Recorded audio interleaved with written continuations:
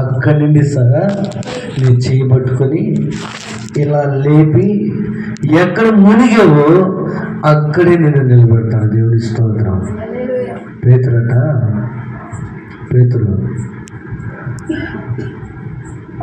శిష్యులందరూ సముద్రంలో పోతా ఉన్నారు.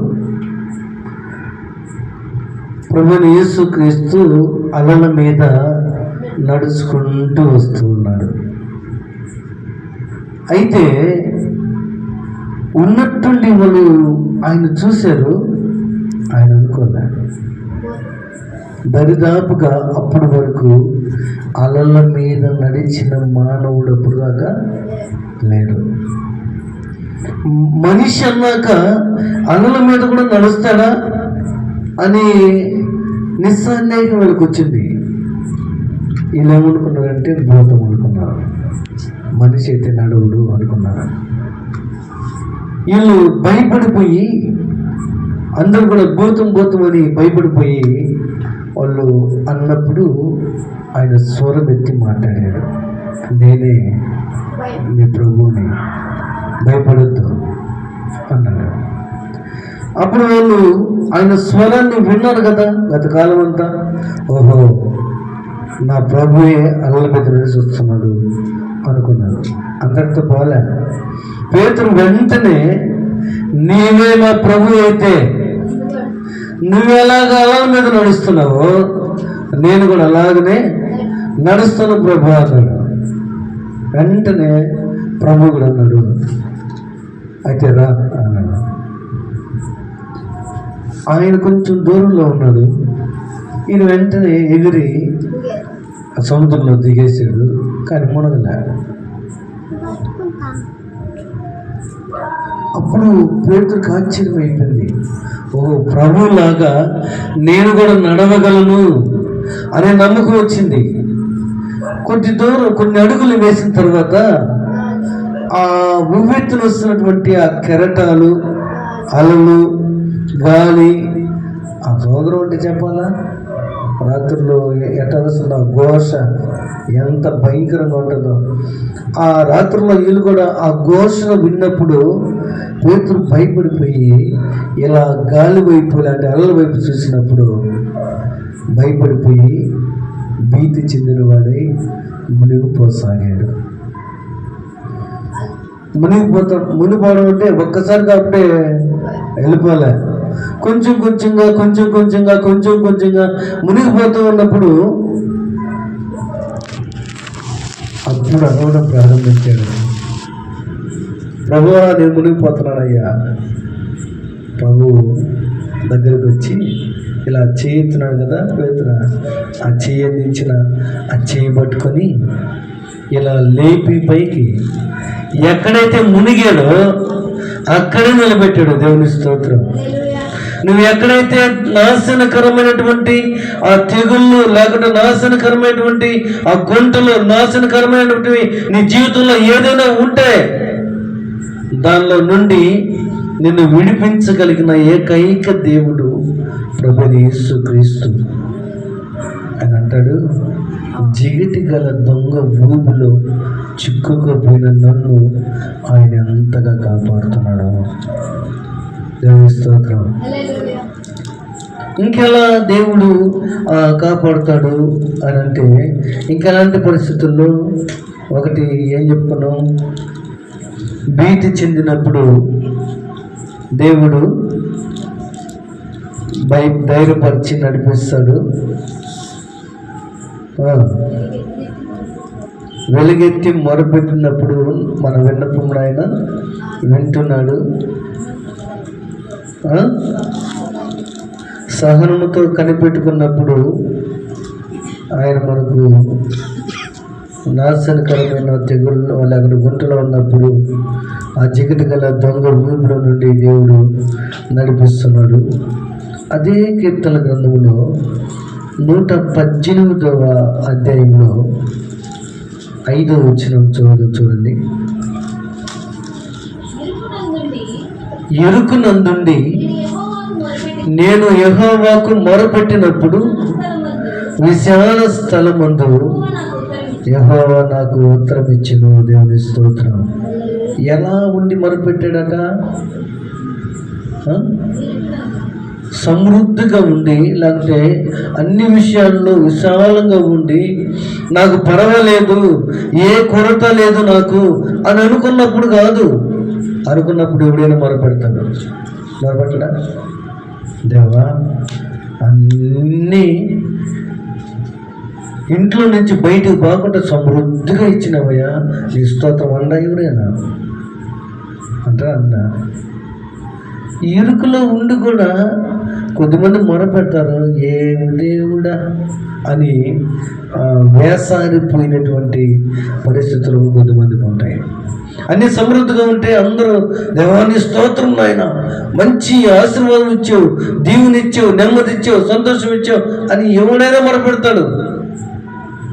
కానీ ఇక్కడ మనం చదువుకుంటే ఇరుకునందుండి నేను దేవునికి మొరపెడితిని, విశాల స్థలమందు ఆయన నాకు ఉత్తరం ఇచ్చి ఉన్నాడు. ఇరుకులో ఉన్నాను, ఇబ్బందుల్లో ఉన్నాను, నాకు మరి నేను ఎట్టు కూడా ఈ లోకంలో బ్రతకలేని పరిస్థితుల్లో నేనున్నాను ప్రభువా, అయితే నాకు సహాయం చేయవా? నేను ఈ విషయం అడుగుతున్నాను, నా మొరను ఆలకించవా?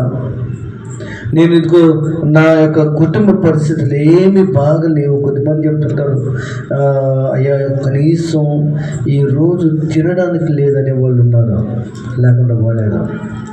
ఈ వారము సందా వేయడానికి కూడా డబ్బులు లేవు అనేవాళ్ళు కూడా ఉన్నారు, లేకుండా ఈరోజు ఒక అంటుంది అలాగా ధర్మపెట్లో సరిపోని పరిస్థితి కూడా అట్టే ఉంది. అలాంటి వాళ్ళు కూడా ఉన్నారు. అలాంటి వాళ్ళు అలా ఉండి కూడా సరిగా దేవునికి మొరపెట్టడం నేర్చుకోలే. అలా ఉండినప్పుడు నువ్వేం చేయాలి తెలుసా? ప్రభువా, నేను ఇరుకులో ఉన్నా, ఇబ్బందుల్లో ఉన్నా, కుటుంబం గడిచింది చాలా కష్టంగా ఉంది, చాలా కష్టంగా ఉంది. నా కుటుంబాన్ని నడిపించే నాయకుడు నీవే, నీవు తప్ప వేరెవ్వరూ నాకు లేరయ్యా. నేను బ్రతికుతున్నానంటే అది కేవలం నీ కృప మాత్రమే ప్రభా. నన్ను దర్శించవా, నా మొరను వినవా, నా మొరను ఆలకించవా అని నువ్వు అడిగితే దేవుడు ఏం చేస్తాడంటే నీ ఇరుకేందో, నీ ఇబ్బంది ఏందో, నీ సమస్య ఏందో అన్నీ చూస్తున్న దేవుడు నీ మొరను ఆలకించి దానిలో నుండి ఒక్కసారిగా పైనుంచి వచ్చి పడదాము. నేను ఎన్నోసార్లు చెప్తుంటా, కొంచెం కొంచెంగా తెలియని రీతిగా నిన్ను ఆశీర్వదిస్తూ నువ్వు చేస్తున్న పనులు, నువ్వు చేస్తున్నటువంటి వ్యాపారంలో, నువ్వు చేస్తున్నటువంటి డ్యూటీస్లో, నువ్వు ఉన్నటువంటి పరిస్థితుల్లో, నువ్వు ఉన్న సొసైటీలో కొంచెంగా అవన్నీ కూడా తీర్చుకుంటూ వచ్చి నేను ఈరోజు సమృద్ధిగా నిలబెట్టగలిగాను దేవుడు. దేవుని స్తోత్రం. ఆ తర్వాత ఇంకెలా ఉంటే మనం ప్రార్థిస్తే మరి ఆయన ఏం చేస్తాడు? 120వ కీర్తన అక్కడే పక్కనే ఉంటుంది చూడండి. 120వ కీర్తనలో మొదటి చదువుదామా? నా శ్రమలో నేను యెహోవాకు మొరపెడుతుని, ఆయన నాకు ఉత్తరం ఇచ్చును. చాలే. నా శ్రమలో, శ్రమ లేని మానవుడు ఎవరు? శ్రమ లేని మానవుడు ఎవరైనా ఉండగా? చిన్న పిల్లకాయల కానీ నుంచి పెద్ద వాళ్ళ వరకు, రేపు మాపు పోయే వాళ్ళ వరకు శ్రమ లేని మానవుడు ఎవరైనా ఉన్నారా? చిన్న పిల్లకాయలు అనుకోండి, నేను చదువుకోమా అన్నాం అనుకోమన్నా, డాడీ ఈ ఒక్కసారి దీన్ని చూసి సెల్ ఫోన్ చేస్తా, తర్వాత చదువుకుంటా అంటారు. నేను చదువుకోమా, చదవకలే డాడీ కాసేపు ఆడుకొని అనేవాళ్ళు ఉన్నారు. అరే చదువుకోరా నాయన, మేము ఉన్నట్టు మీరు ఉండొద్దురా, చదువుకోరా చింటూ, చదువుకోరా రే అవునవును డాడీ ఇప్పుడు చదువుతాను చూడు అంటాడు. చదువుతారు, కానీ తల్లిదండ్రులు చెప్పిన మాట విని వాళ్ళు చెప్పినప్పుడు చదువు నేర్చుకున్నప్పుడమ్మా అప్పుడు ఉంటుంది చూసుకో, ఏది పెండింగ్ లేకుండా అన్నిటిలో నువ్వే చాలా జాగ్రత్తగా దాన్ని చదువుకుంటూ వస్తే బాగుంటుంది. ఎగ్జామ్స్లో ఫస్ట్ వస్తాం, చదువుకోరంటే ఊరికే చదువుకో గమన అని వాళ్ళు ఉన్నారు, వ్యతిరేకించే వాళ్ళు కూడా ఉన్నారు. వాళ్ళ తల్లిదండ్రుల మీద వ్యతిరేకించే వాళ్ళు కూడా ఉన్నారు. ఎంతో మంచి వాళ్ళు ఇక్కడ ఉండేవాళ్ళు, దేవుని కృపను బట్టి కొంచెమన్నా లోపడుతున్నారు తల్లిదండ్రులకి. కానీ అలాగా కసిరేవాళ్ళు కూడా ఉన్నారు, అన్నింటిలో మనం చూస్తే అలా కసిరేవాళ్ళు కూడా ఉన్నారు. అయితే ఆ చదువుకు అని చెప్పే మాటని చెవును పెట్టుకుంటే ఎంత ఆశీర్వాదకరంగా ఉంటుందో. వాళ్ళు చెప్పినప్పుడల్లా చదువుకుంటున్నాడు డాడీ, అసలు చదువుకున్నట్టు నేను చదువుకోమని అంటారా? మనం నిద్ర లేయంగానే ప్రార్థన చేసుకోమ్మా, ప్రార్థన చేసుకోవాలైనా లేచేసరికి ముందు అటో ఇటో వెళ్తారు. ఏదన్నా దెబ్బ తగిలిందనుకోండి, అప్పుడు మమ్మీ ఉదయాన్నే ప్రార్థన చేసుకోలేదా, నాకేం లేదు అంటే వస్తారు. ఏమమ్మా నాకు ఇటు తగిలింది అంతేందుకు మొన్న గోపాలపురంలో సురేంద్ర భద్రం అంటే పోయాం, నేను మోసాను. ఆయన డ్యూటీకి అదని వరల్డ్ స్కూల్ ఆ బస్కి క్లీనర్కి వెళ్తాడు. మేము ఇప్పుడు ఆయన వచ్చిందాకుండి ఆయనతో మాట్లాడి అటు వచ్చాము. ఆయన వచ్చి నాకు చెప్తున్నాడు, సార్ నేను రోజు ఉదయం లేయంగానే ప్రార్థన చేసుకుంటాను, బస్సు ఎక్కే ఆడ మరీ రోడ్లో బస్సు ఎక్కేటప్పుడు నిలుచుకొని ప్రార్థన చేసి ఆ తర్వాత నేను బస్సు ఎక్కుతాను సార్. ఒకరోజు టైం అయిపోయిందని అడవడిగా వెళ్ళి బస్సు ఎక్కేసాను, బస్సు యాక్సిడెంట్ అయ్యింది. ఆ రోజు ఎందుకు అవ్వాలి సార్? ఆ డ్రైవర్ అంటాడట, వాడు కూడా క్రిస్టియన్. ఎట్లా అంటాడంటే కొత్త క్రిస్టియన్ వాడు, అలా కస్టమర్స్కే వాడు మా అల్లుడు తగ్గిపోతున్నాను. వాడు అంటాడంట, ఓ నువ్వు ఈరోజు ప్రార్థన చేసుకున్నా? మర్చిపోయినా నేను, అందుకే ఈరోజు యాక్సిడెంట్ అయింది తెలుసు నీకా? వీడేదో పెద్ద బాగా చేసుకున్న భక్తుడు మాదిరిగా, వాడు అసలు ఆ ప్రార్థన అంటే తెలియదు వాడికి. ఆయన చెప్తున్నాడు, ఆ రోజు మేము ప్రార్థన చేసుకుంటే ఇంకెట్టుండదు సార్ అని అంటున్నాడు. అలాగా ప్రార్థన చేసుకొని టైంలో ఆ శ్రమలో నువ్వు పడితే, ఆ ఇబ్బందులు నువ్వు పడితే, ఆ ఇరుకులు నువ్వు ఇరుక్కపోతే పరిస్థితులు ఎలా ఉంటాయి? కాబట్టి ఇరుకునందుండి నువ్వు మొరపెట్టిన దేవుడు ఆలకిస్తున్నాడు. శ్రమలో నుండి నువ్వు ఆయనకు మొరపెట్టినప్పుడు దేవుడు ఆలకిస్తున్నాడు. 138వ కీర్తన చూడండి. అట్లాగనే 138వ కీర్తన 3వ వచనం, నేను మొరపెట్టిన దినమున నీవు నాకు ఉత్తరం ఇచ్చితివి, నా ప్రాణములో త్రాణ పుట్టించి నన్ను ధైర్యపరిచితివి అని అంటున్నాడు. ఏం చేస్తున్నట?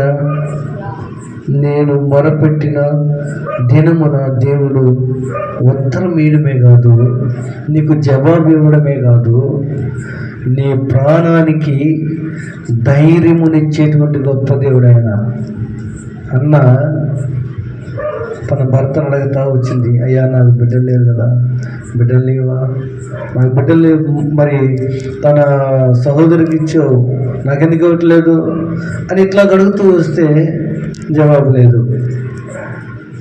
అప్పుడు షిలోహు ప్రార్థన మందిరంలోకి వెళ్ళింది. వాళ్ళు ఏట పోతారు, అక్కడికే ఆనవాయితీగా పోతారు. దానికి తోడు అక్కడ ఉన్నటువంటి ఆ నానుడి పదం ఏంటంటే, షిలోహు ప్రార్థన మందిరంలో దేవుని యొక్క ప్రత్యక్షత లేదు అని ఒక నానుడు ఉంది. అయినా కూడా ఈమె ఆ మందిరంలోకి వెళ్ళి ప్రార్థించుకుంది. ఆ ప్రార్థన అనంతరము ఆమెకు వచ్చిన ధైర్యం ఏంటంటే, దేవుడు మీదటికి నాకు ఒక మగ పిల్లాన్ని ఇస్తున్నాడు. ఆమెకు వచ్చిన ధైర్యం అది. అక్కడి నుంచి మీరు గమనించింది, మొదటి సమయాల గ్రంథంలో చదువుకోండి. ఆమె ఎప్పుడైనా మళ్ళా ఎల్కానా దగ్గర ఆ విషయాన్ని ప్రస్తాపించిందేమో నాకు చెప్పండి. ఇంకెప్పుడన్నా ఏడ్చిందేమో చెప్పండి. దాని గురించి ఏమైనా ప్రస్తావించిందా? ఏమలే. ఆ ప్రార్థనతో సహా ఆమెకు ధైర్యం వచ్చేసింది, దేవుడు నాకు ఇస్తున్నాడు. అలాంటి ధైర్యం నువ్వు పొందుకోవాలి.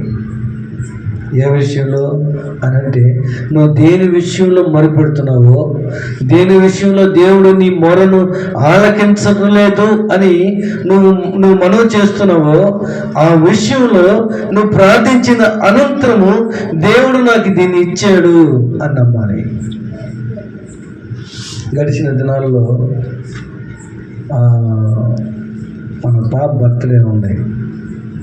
గడిచిన దినాల్లో బర్త్డే ఇంకా కొద్ది రోజుల్లో ఉంది, వారం లోపల ఉంది. వారం లోపల కాదు, ఆదివారం రోజు కొమ్మలపూడికి వెళ్ళి వస్తూ ఉన్నాం. వాన పడుతుంది. ఆ టైంలో వాన పడుతూ ఉంటే కొమ్మలపూడిలో స్టార్ట్ చేసే ప్రార్థన, ప్రభా రేపు ప్రార్థన ఉంది బర్త్డేకి, వాన వస్తే ఎవరు రారు, వచ్చేదే కొద్దిమంది, అయినా కూడా వాన వచ్చిందనుకో ఇంకెవరు రారు, నాకు ఇవన్నీ చెప్పుకోవడానికి నువ్వు తప్ప ఇంకెవరు లేరు, కాబట్టి నేను ప్రార్థన చేస్తున్నా. రేపు పాప బర్త్డేపటికి అయిపోయి వచ్చిన వాళ్ళందరూ, అన్ని చర్చిల్లో కూడా చెప్తున్నాను, అన్ని చర్చిల్లో నుంచి వచ్చిన వారందరూ ఇక్కడికి వచ్చి మళ్ళా వాళ్ళ ఇంటికి వెళ్ళి మేము వెళ్ళిపోయామయ్యా అని ఫోన్ చేసి నాకు చెప్పేంత వరకు వాన చినుకైనా పడకూడదు ప్రభా, నేను నీకు ప్రార్థన చేసుకుంటున్నాను. అక్కడి నుంచి నీ స్తోత్రమయ్యా, నీకు వందనాలు చెల్లించుకుంటున్నావు. నువ్వు అలాగ చేసే దేవుడివి, నా మంచి కాపురివి. ఇలాగా నేను ప్రార్థన డ్రైవ్ చేసుకుంటా వస్తూ ఉన్నాను. కరెక్ట్గా ముత్తుకూరు కూడా ఎంటర్ కాలే, పంట పొలం ఆ దగ్గరలో ఉన్నప్పుడు నా ప్రాణానికి ధైర్యం వచ్చింది. నేను అనుకున్నా, నువ్వు పడనీయవు, నేను దాన్ని ధైర్యంగా వస్తున్నటువంటి బిడ్డలకు చెప్పబోతున్నాను ప్రభా. వాళ్ళు నిలుగుండి పాలించరాని, ఎంగన పాలించరాని, ధరలు పెట్టించరాని, ఎక్కడి నుంచి అయితే వస్తున్నారో వాళ్ళకి ఒక్కరోజే ఫోన్ చేసి చెప్పాను, మీరు ఎవరైతే వస్తున్నారో మీరు వాన పడుతుందని ఆగద్దు, వచ్చిన తర్వాత తిరిగి మీ ఇళ్ళకు చేరేంత వరకు వాన పడుతుందని ఆగండి, దేవుడు ఇవ్వనని చెప్పాను నాకు అని చెప్పాను. కొంతమంది సరైన చూద్దామన్నారు. ఒకసారి వచ్చాడు పోర్ట్లో నుంచి, ఆయన కూడా చెప్పాను, ఆయన అన్నిటి దేవుడు మీరు ఎరిగినవాడు కదా. ఆయన చెప్పాను, సార్ మీరు పోర్ట్లోకి వెళ్ళి తంబేసుకొని ఇక్కడికి రండి, మీరు వచ్చి తిరిగి మళ్ళీ నీ కారును ఎక్కేంత వరకు వాన పడితే నన్ను అడగండి, ధైర్యంగా చెప్పా. ఆ రోజు పడిందా? పడలే, ఒక చిన్నకైనా రాలే. భయపడతాను అందరూ కూడా, వాన పడుతున్నా తర్వాత పడదు. ఆ ధైర్యం ఎప్పుడు వస్తుంది అని అంటే, నీవు దేవునికి మొరపెట్టినప్పుడు దేవుడు నీ ప్రాణముకి త్రాణ పుట్టించి నీకు మరో ధైర్యమునిచ్చి, నీ మొరని నేను ఆలకించాను, నువ్వు చేయ కార్యం నేను ఉన్నానని నీకు ఎప్పుడైతే ధైర్యపరుస్తాడో అప్పుడు వస్తుంది.